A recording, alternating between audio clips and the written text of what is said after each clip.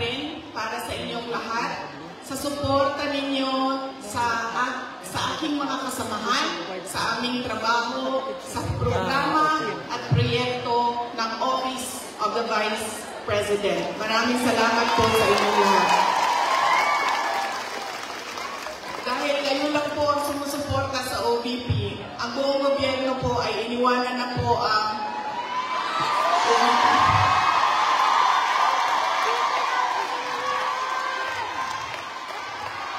maraming salamat. Yung satellite offices po namin sa iba't ibang lugar ay naningkamot. Sabi naningkamot. Nagsisika. Yung satellite offices po namin ay nagsisika na mahanap yung mga geographically isolated and disadvantaged areas at hindi lang nakatuon sa National Capital Region. Kaya salamat po sa suporta ninyo sa Office of the Vice President. Ang susunod po na pagpapasalamat ko ay mahal ko kayo.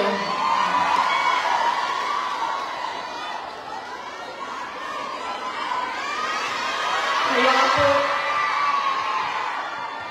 po hindi ako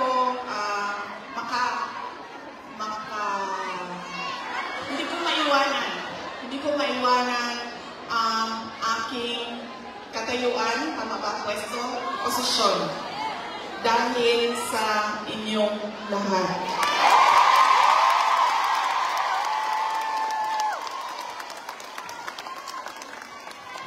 Ang sunod na pagpapasalamat ay mula po sa aming pamilya, ang pamilya Duterte. Napakalaki po ng utang na loob namin sa inyong lahat.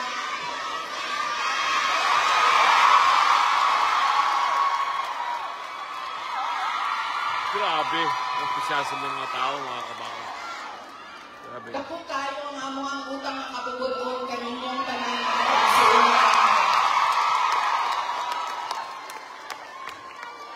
sa pagkakataon na ibinibigay ninyo sa amin na makaserbisyo o makapagtrabaho sa ating pamahalaan.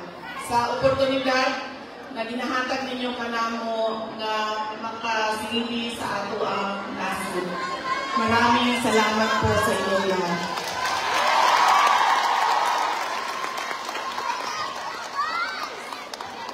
Okay, so yan na po ang aking mga pagpapasalamat.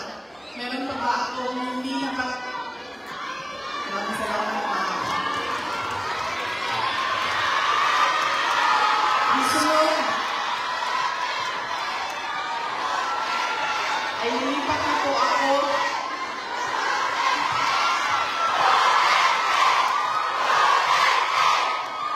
Grabe. Grabe mga kabaka.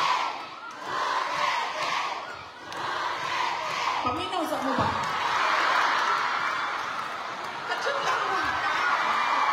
Tuwa mga tao. Nalasmusin na. Nalasmusin na kasi magpakao sa bago niyo.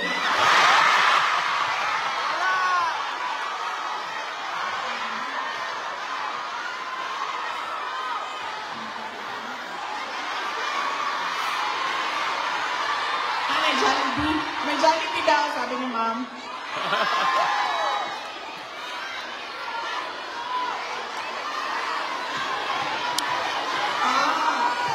Okay. So, hindi daw kayo kakain lahat. Sa bago. Okay.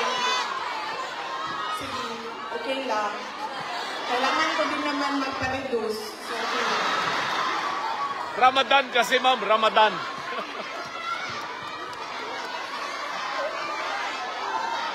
Ma'am, darating tayo dyan sa ayuda na yan.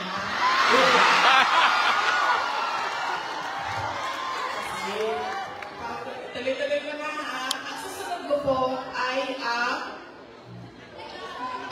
dahil pagpapasalamat ko ito kay PRRD, former President Rodrigo Duterte, ay mag-share ako sa inyo ng aking pagpapasalamat sa kanya. Medyo mahaba itong kwento na ito, so mamaya nyo na singilin yung mga suspension order ninyo. Alam nyo, isa lang.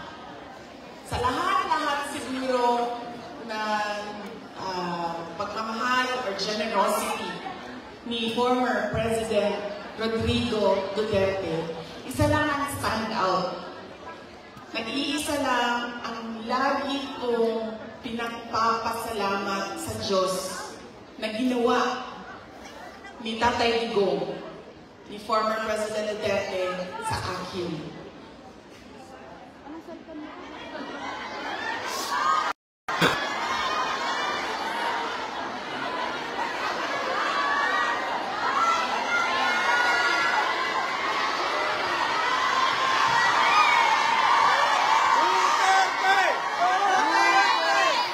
Duterte!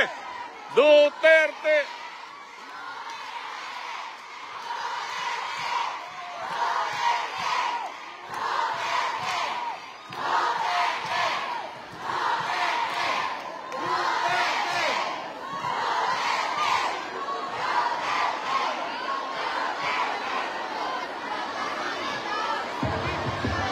Hello? Okay. Ayan, okay na. Ayan. Sir, pakihanap na yung inutusan ni Marcos na patayin yung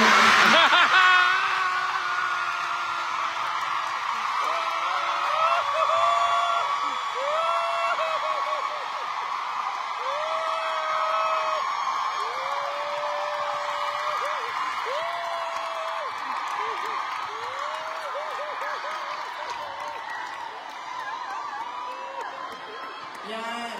Dahil sa mga ganyan, nakakasuhan ako eh.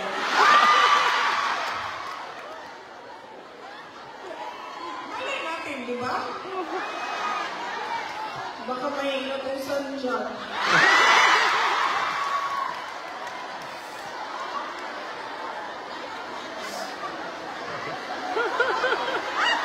Okay. Sabi ng Banateros may traidor sa... Ulit-ulit yan. Napapaisip ako sa tatay ko. Binigyan halaga niya at inulit-ulit niya sa akin ang kahalagahan ng edukasyon. Hindi niya ako tinigilan. Alam niyo, si PRD, yun pong mga nasa harap, kailangan nyo po umupo kasi hindi makakita yung nasa likod. Hindi siya tulad ng tatay ninyo na malambing, mapagmahal. Hindi ganyan ang tatay ko. Ang tatay ko galing siya sa generation na laging galit. Diba? Sino yung may mga magulang na yung generation na laging galit?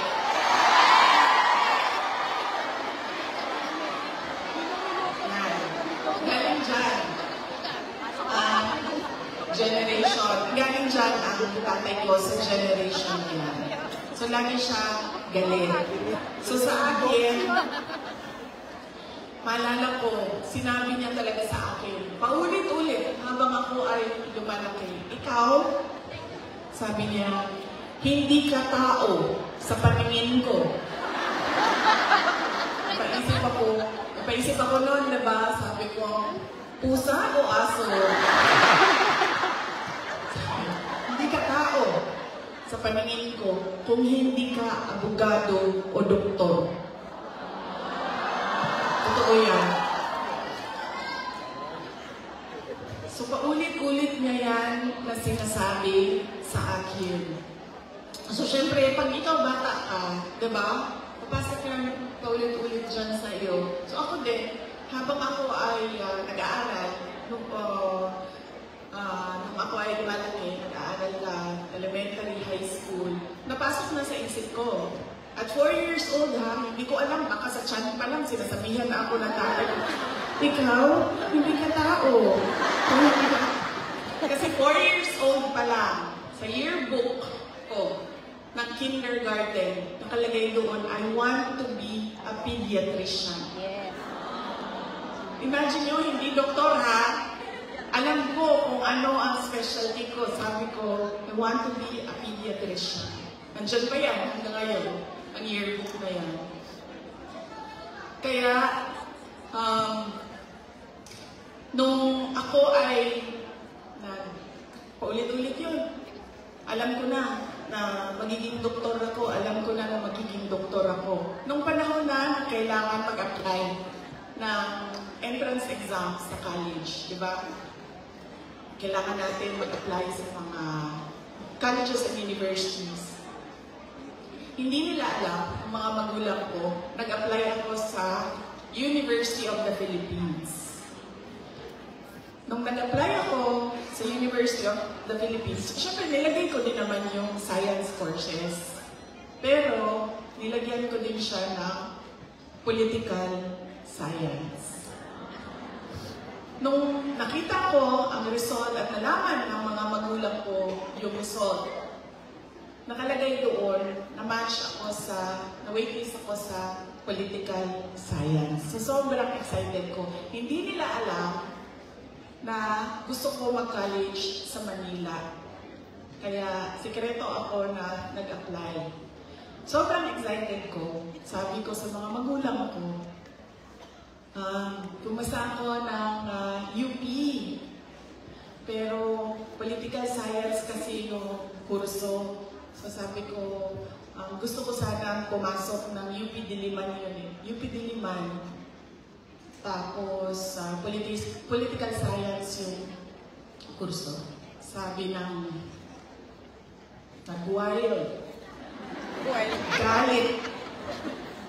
Naggalit si PRD.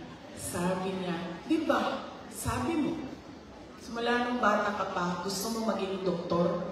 Pre-med ba ang political science? Sabi niya, hindi ka pwede pumasok ng University of the Philippines. Kahit saan man yan. Sabi niya, dahil kilala ko ang ugali mo. Anak kita. Alam ko kung anong ugali mo. Sabi niya, marirecruit ka lang ng makabayan.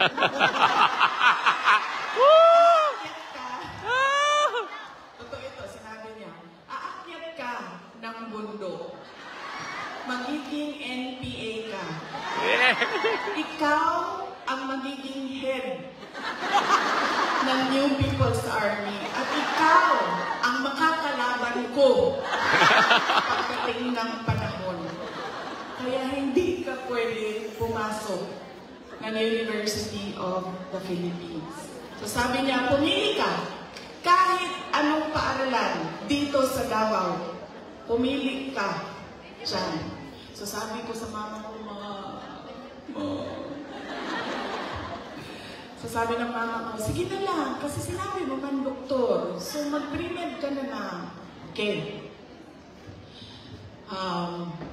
Nag-pre-med ako. Tapos, syempre, papunta akong doktor, so bibilisan ko yun, natapos kagad ako. And then, ito na. Mag-medicine na. Sobrang excited. Si President Duterte na magpapasok na ako ng medicine proper. Siya ang pumili ng paaralan. Siya ang pumili kung saan ako titira. Tapos, pumunta na lang siya sa akin at sinabi niya na, ayan na, may school ka na-enroll ka na, may bahay ka na, pumunta ka na lang doon ng ganitong date. So pumunta ako doon. Pagdating ko doon, kompleto na. May kama na ako, may washing machine, may refrigerator, may kotse pa. Ganyan siya ka-excited.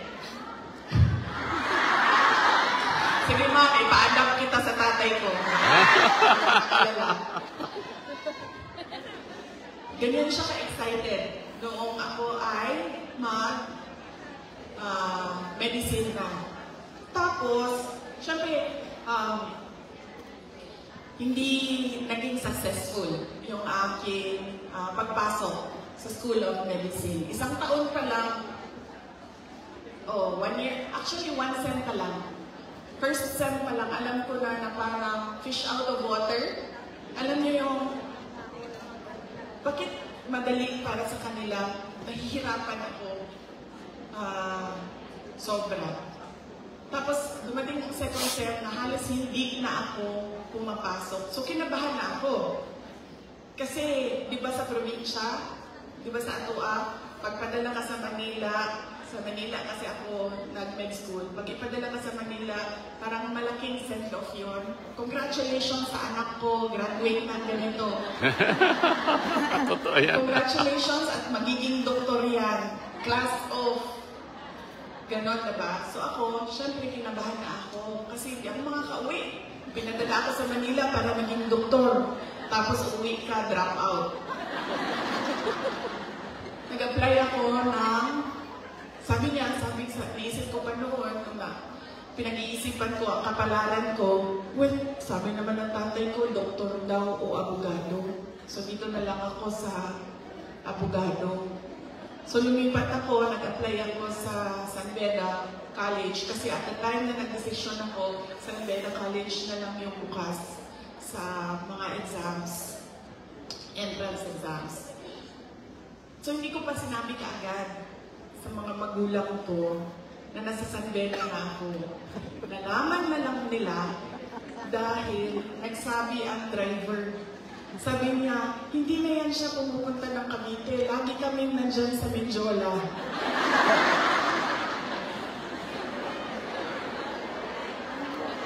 Nung nalaman niya na nasa law school ako,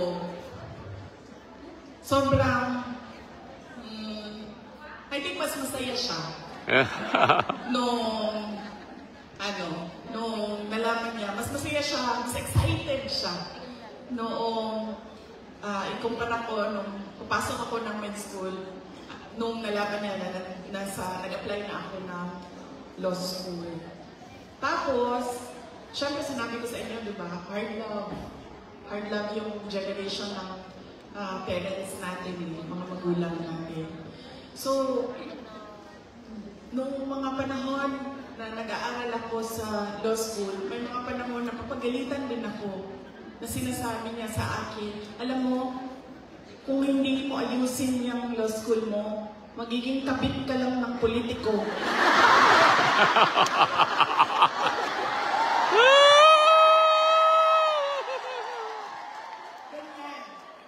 Ganyan siya kung, di ba parang pakinggan sa atin? Pero ganyan yung style niya para i-dik-dik sa'yo na mag-aral ka. Tapos, meron pang isang beses na sinabihan niya ako, alam mo, pwede ka mag-aral ng mabuti, magiging halaman ka lang dyan sa gilid. Ganyan yung force by which he emphasized into my brain that I need to become a lawyer. So, nung pumasa na ako, ng bar, doon ko nakita ang pagbabago sa magulang ko. Hindi sa nanay ko dahil ang nanay ko sobrang supportive nun. Kahit maging halaman ako, didiligan ako nun eh. Ganyan kabait ang nanay ko. Diba?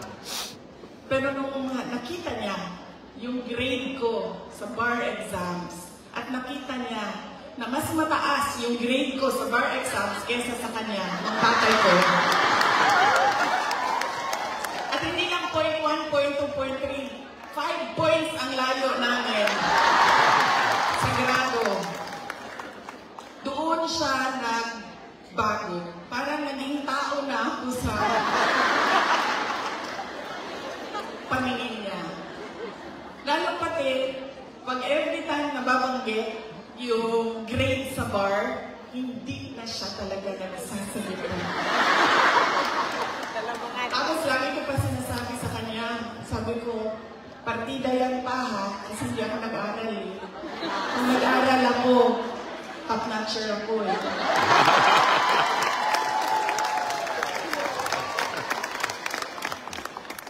So ngayon, doon, nakita ko na iba na siya kung hindi na parang anak ka lang, hindi na parang pantay na kami. Tao na ako. Buong tao na ako. Ganyan yung emphasis niya sa education. Kaya ganyan din, hanggang ngayon, ganyan din. Alam niyo ba, sa mga ako, kabahan ka pag nagtanong na si PRD kasi didiretso lang, anong grade na ito? Anong eskwelahan? Ito, anong grade na? Anong eskwelahan ito? Ito, anong grade na? Anong eskwelahan? Ganyan. Si PRD kamusta ng ako. Hindi siya, uy, masaya ka ba? May boyfriend ka na ba? May girlfriend ka na? Saan mo gusto kumain mo?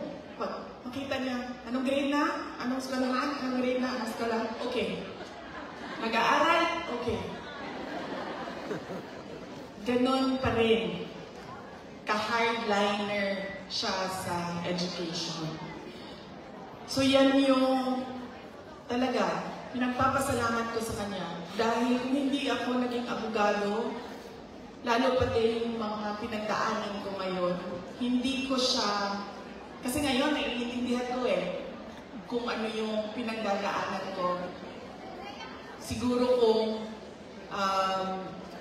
hindi niya pinilit, hindi ako ganito ka-confident sa ating ginagawa.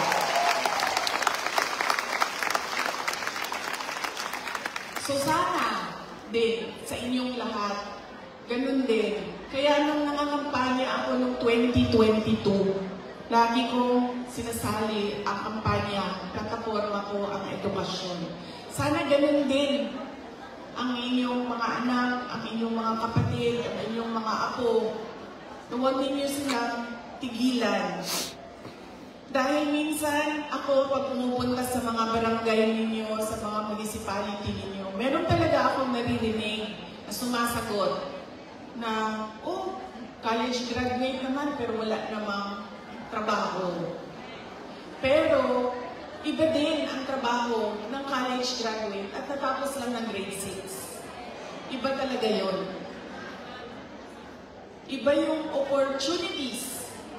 oportunidad na dumadating sa mga nakapagtapos kesa natapos lang ng grade 3, grade 4. At madami yon. Madami yan sa ating bayan ngayon. Na pagdating ng high school, ay sinasabihan yung mga anak, kailangan mo na magtrabaho, tumulong sa pamilya. Kaya dapat, wag nating tigilan ang ating mga anak. Paulit-ulit talaga yan. Edukasyon ang susi ng pagbabago ng buhay nila.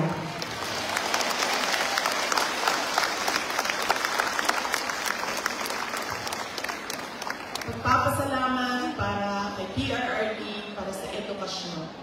Ang susunod po ay ang pagpili natin ng kandidato sa 2025 ngayong darating na buwan. Kaya ba mo na tagang, kaunti akong tagang atong 2022 na.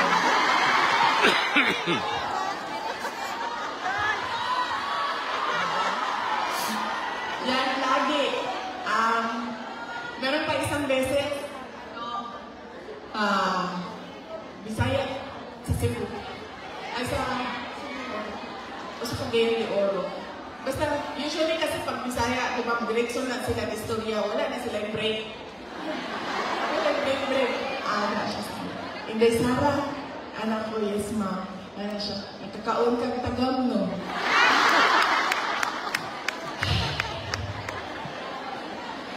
Anak ko sa iya, sa na lang, ma. Basta ikaw, kaon ka o sakto, okay na ko.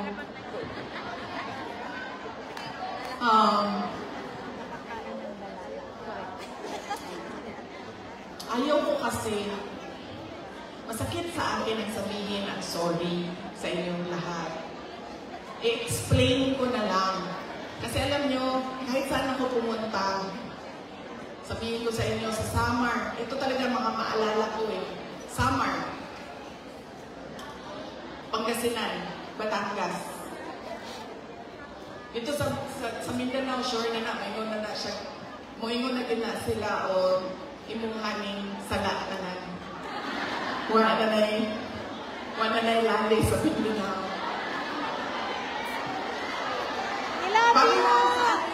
Bago lang. Parang kahapon ba yun? Ay, kahapon. Kasi dinala ko yung guest ko sa Disneyland. So, na yung mga taga Cebu. Ang mga taga Cebu. Iba ba yung Elizana, no? Nabudol ba yung aming tungod ninyo?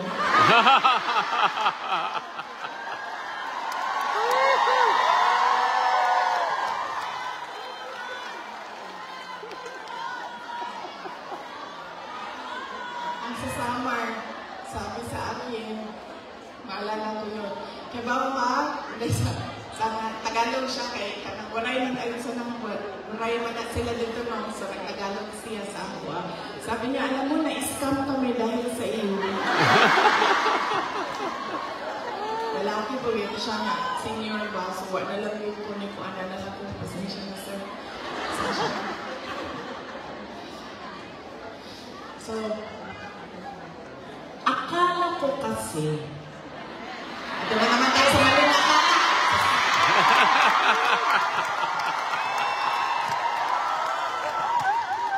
May totoo ito. Akala ko kasi gusto niya na mas magandang bayan, mas maayos na Pilipinas kung ano yung pinagdaanan natin noon. Kasi ang plataforma namin nung tumakbo kami, unity at continuity. Yes!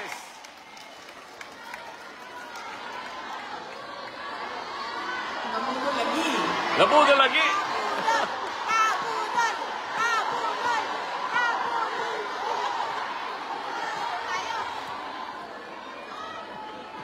Kasi ako, sumusunod ako sa tatay ko. Ibig sabihin, sa trabaho ba, hindi ako sumusunod sa tatay ko sa personal. Kaya nga ako nagtatago, di ba? Sumusunod ako sa trabaho. Nag-mayor siya. Nag-vice mayor siya. Vice mayor ako. So, ang ginagawa ko, there has to be something, added value ba? Value added sa iyo. Di ba? Kasi, paano ba naman na binoto namin ito si Rodrigo, pero binoto ka namin, wala namang value added. Wala namang dagdag na kahalagahan sa iyo. Diba? So, sumusunod ako sa tatay ko. Nag-vice mayor siya, nag-vice mayor ako. Nag-mayor siya, nag-mayor ako. Noong, sandali lang, ma'am. Ano yan? Sige. So, noong mayor, ito na ang nagawa ng administration President Duterte. Saan pa ba natin dadalhin ang Davao City? So may target kami. Nung umalis ako sa Davao City as mayor, number 4, most competitive city na ang Davao City. Number 8 na kami sa mga pinakamayaman na syudad sa buong bansa.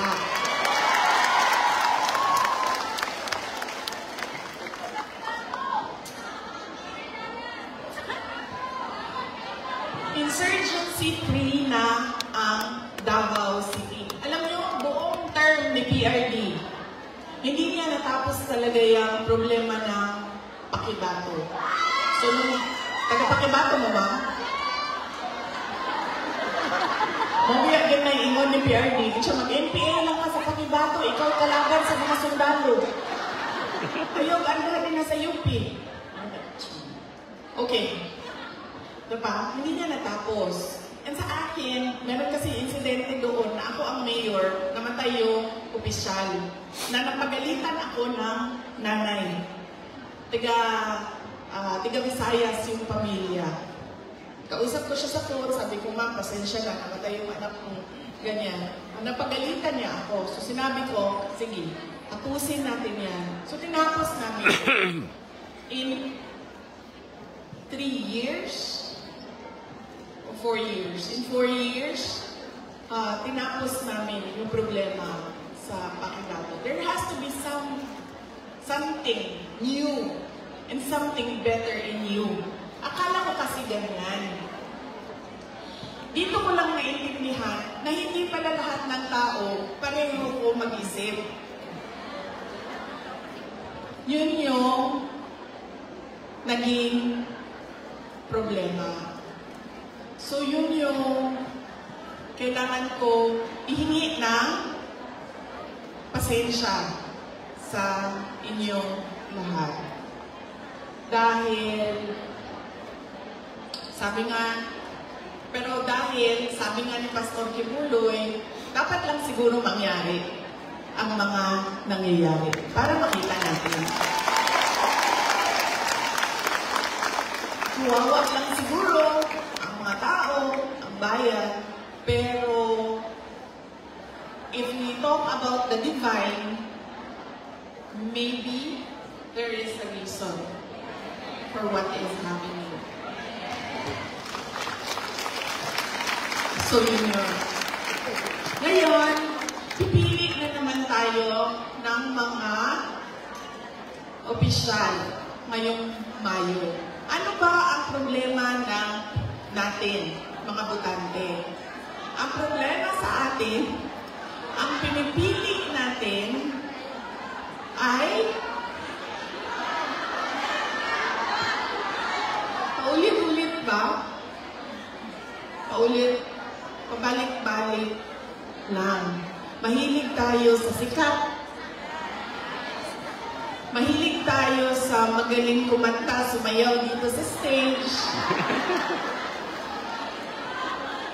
Mahilig tayo sa nagpapa-amuse, nagpapatawa sa atin. At mahilig tayo sa hindi natin tingnan kung ano ba yung karakter, totoong karakter ng tao sa likod ng mukha niya sa TV.